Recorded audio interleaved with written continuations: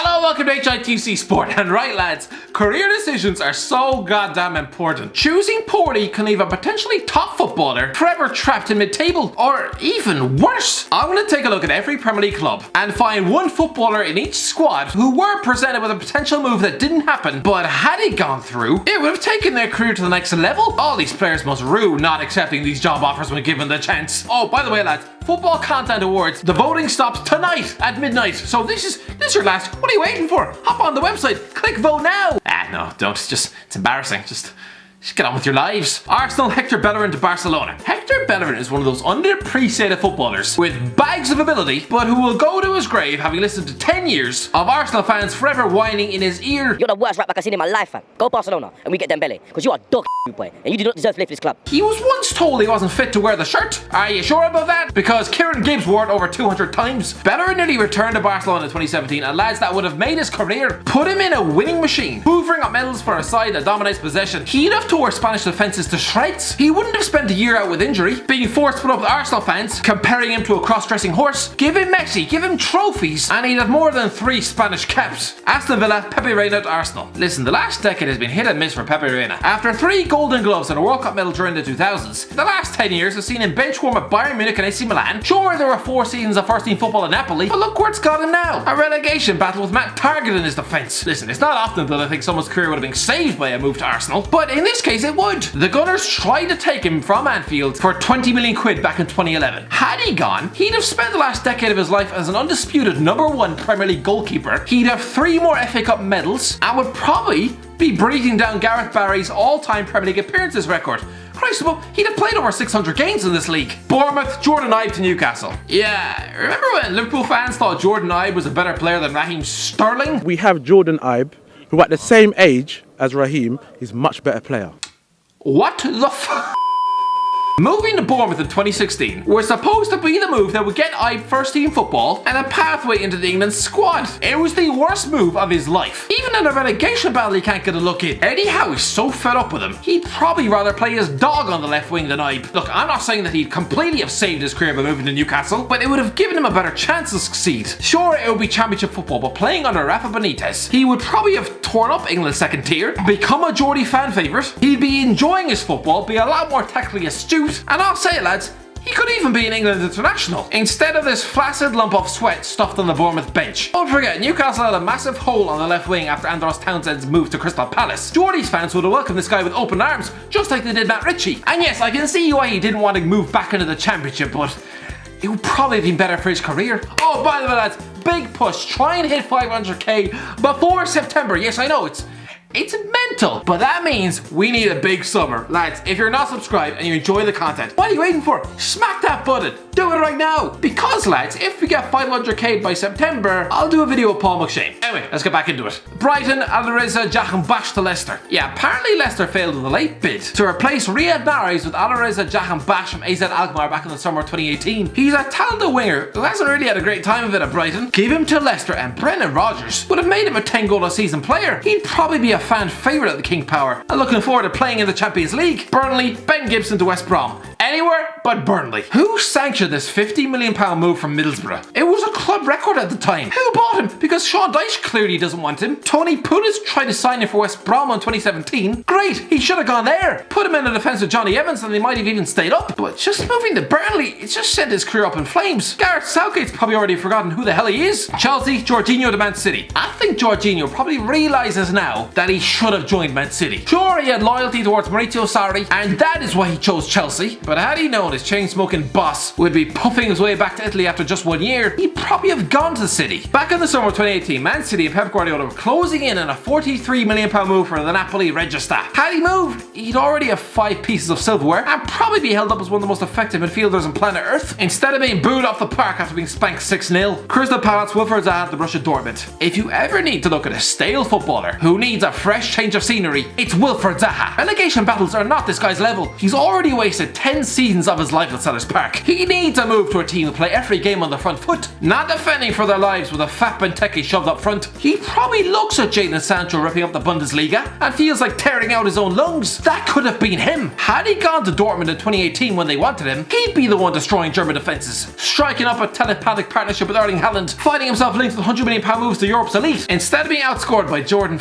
IBE. Everton, GYLFI Sigurdsson to Liverpool. Yeah, remember that rumour linking Seamus Coleman with PSG? Unfortunately, I think that was just complete pig bollocks, but it would have been great though. The Killy begs Dani Alves, laying on chances for Neymar and Mbappe. Oh, it would have been beautiful. But the correct answer here is GYLFI Sigurdsson, who rejected a reunion with Brendan Rodgers' Liverpool in 2012, instead signing for the Spurs bench. Yeah, you know the way Philip Coutinho ripped defences apart at Anfield and turned himself into a £100 million player, earning himself a move to Barcelona? That could have been Sigurdsson, the number 10 fan favourite, whipping in free kicks for a team competing at the top of the league. Hell, he could have gone on to become one of the best midfielders in Europe, as opposed to just being an overpriced lump in mid-table. Leicester, Johnny Evans to Man City. Listen, don't get me wrong, Johnny Evans has recovered well from relegation at West Brom, dragging his career out of a gutter after being accused of robbing a taxi. But had he chosen differently, he could have one of the most glittering CVs in England. After hoovering up a bunch of medals at Man United, he could have done the exact same thing across the city at the Etihad. Had he moved to Man City in an £18 million deal back in August 2017, he'd probably be starting every week, and having taken his Premier League medals collection to 5. To put it in context, that's on par with John Terry, and considering the complete lack of leadership in the Man City squad now Vincent Kompany is gone, this fella might even be captain. Oh yeah, and he'd probably be stuffing his face at 200 grand a week. Liverpool, JORDON SHAQIRI to Juventus. Okay, it's hard to find any Liverpool player who would have been better off elsewhere. It really is, so I'm just gonna have to go with JORDON SHAQIRI, who, let's be honest, is a spare part at Anfield right now. Kind of forgotten about and left under the sink, but he almost wound up at Juventus back in 2014. He'd have been the original Juan Cuadrado, who now has 4 Serie A medals and gets to play with Ronaldo every week. I don't know, it's probably preferable to a career of bench warming and a relegation with Stoke. Man City, Leroy SANE to Liverpool.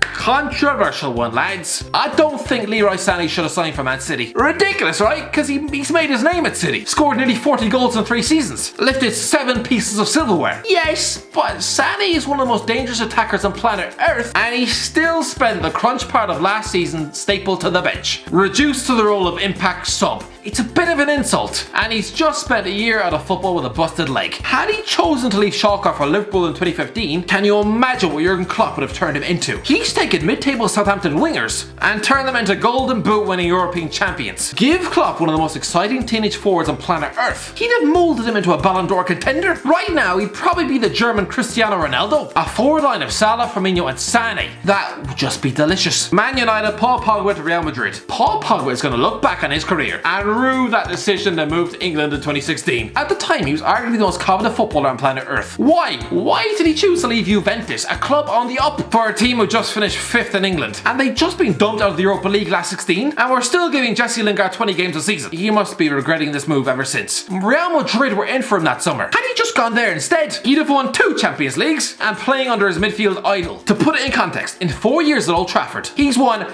6 Champions League games, and 2 of them were against young boys. Newcastle, Andy Carroll to Tottenham. Alright, let's be honest, lads. Andy Carroll was his own worst enemy most of the time, but I just think had he moved to Spurs instead of Liverpool back in January 2011, he might have had a bit more luck. Sure, he might well have been distracted by the lure of the London nightclubs, but at Anfield, he was never going to fit under Brendan Rodgers. Spurs, who were challenging for the top 4 even back then, they hadn't stumbled upon Harry Kane yet. I don't know, I think Harry Redknapp would have built the team around Carroll, and considering this guy's man management ability, I don't know, I think he could have given Carroll a great career. Who knows, he could have led the line for England for about 5 years. Norwich, Max Aarons to Man United. Max Aarons probably hates all things Aaron Wan-Bissaka. He must, surely. He's a 20-year-old right back stuffed in a stupidly terrible Norwich defence stable to the foot of the league. Had he moved to Old Trafford last summer when they wanted him, it would be him getting the plaudits. It would be him getting fast-tracked into the England squad instead of sailing headfirst back into the Championship. Sheffield United, Phil Jagielka to Arsenal. Some footballers are desperately crying out for that one big move which would have changed their career. Phil Jagielka was a top defender. 40 caps for England, but he was just unlucky to have spent his career at Everton and Sheffield United. Had he followed Mikel Arteta at Arsenal in 2011 when given the chance, when Arsene Wenger tabled a £10 million bid, he'd actually have something to show his grandkids. 3 FA Cups, a few Community Shields, and who knows, the existence of a steady and reliable England international in Arsenal's defence, it might have helped them to win the Premier League.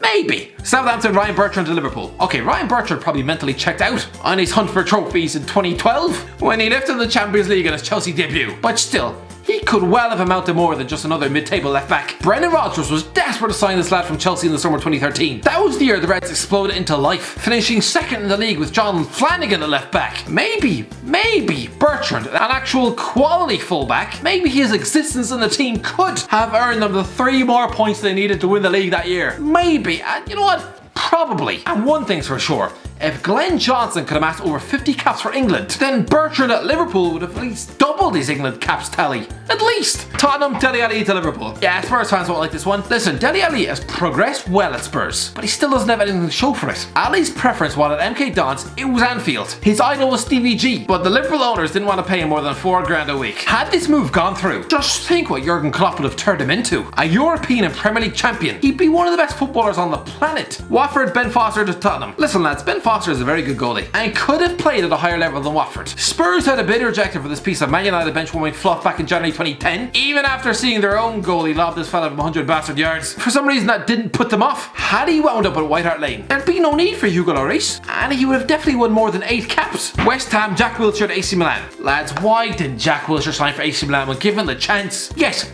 they're not the giants they once were, but this fella needed to leave the country when he left Arsenal. Not just stepping down the ladder to seek employment at a fellow London club. I mean, what's that going to do to his motivation? He needed a new lease of life. Another big club in a different environment, with a slower pace of football. The man's got brittle bones, hamstrings made of cheese, and might have suited him. Wolves, Adama Traore to Chelsea. Listen, Adama Traore has turned his career around at Wolves, but just think where he would be had he traded Middlesbrough for Chelsea back in January 2017. If Antonio Conte could turn Victor Moses into a Premier League winning right back, just think about what he'd have done for Traore. Put this fella in that Chelsea system under Conte, he'd be one of the most dangerous wing backs on planet Earth.